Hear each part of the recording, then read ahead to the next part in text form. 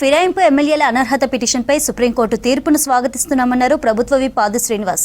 Supreme court ఇచ్చిన సూచనలతోనే speaker గడ్డం ప్రసాద్ నిర్ణయం తీసుకుంటారన్నారు. ఎమ్మెల్యేలను, ఎంపీలను, ఎమ్మెల్సీలను, జెడ్పీ చైర్మన్లతో పాటు జెడ్పీటీసీలను, ఎంపీటీసీలను, సర్పంచ్లను తమ పార్టీలోకి బీఆర్ఎస్ ప్రజాస్వామ్యాన్ని ఖూనీ చేసిందన్నారు. బీసీ బిల్లుపై బీఆర్ఎస్, బీజేపీ డ్రామాలాడుతున్నాయన్నారు. రెండు పార్టీలు కాంగ్రెస్ ని బద్నాం చేసే ప్రయత్నాలు చేస్తున్నాయని మండిపడ్డారు ఆది శ్రీనివాస్.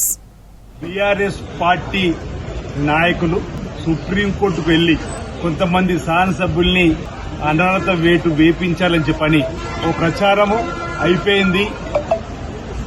వాళ్ళ పదవులు రద్దు అవుతున్నాయి, ఉప ఎన్నికలు వస్తున్నాయని చెప్పని పగటి కళలు కన్నటువంటి వాళ్ళు.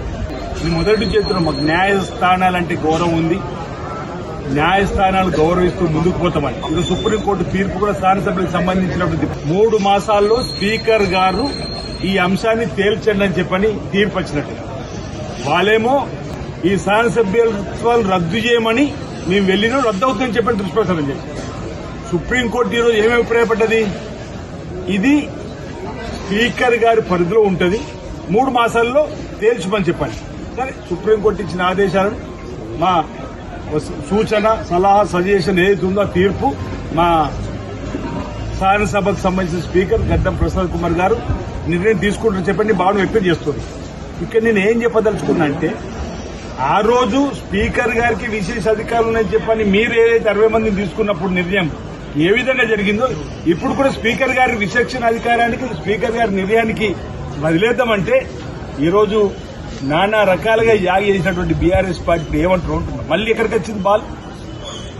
స్పీకర్ గారి అధికారాన్ని ప్రకారమే జరగాలని చెప్పండి సుప్రీంకోర్టు కూడా అభిప్రాయపడ్డది. కాబట్టి ఈరోజు మేము మొదటి నుంచి చెప్పింది నిజమైందనే మాట చెప్పడానికి కోసం ఈ సందర్భంగా ప్రయత్నం చేస్తాం. ఈరోజు ఈర్ష్యాభావంతో ఇక్కడ కేటీఆర్ గాని, అటు హరీష్ రావు గాని, అటు కవిత గారు గాని రకరకాల యాగి రోజు ఈ ప్రభుత్వం వచ్చిన 3 రోజుల నుంచి ప్రభుత్వం పడిపోతుంది, కూలిపోతుంది, కాలిపోతుంది, ఇంకెక్కడి ప్రభుత్వం అన్నారు. 19 మాసాలైంది, 20 మాసాలకు అడుగు పెడుతుంది. ఐక్యంగా కాంగ్రెస్ ప్రభుత్వం, ఇందిరమ్మ ప్రభుత్వం, రేవంత్ రెడ్డి గారి నాయకత్వం ముందుకు పోతుంటే ఈరోజు కావాలని చేసే దుష్ప్రచారం తప్ప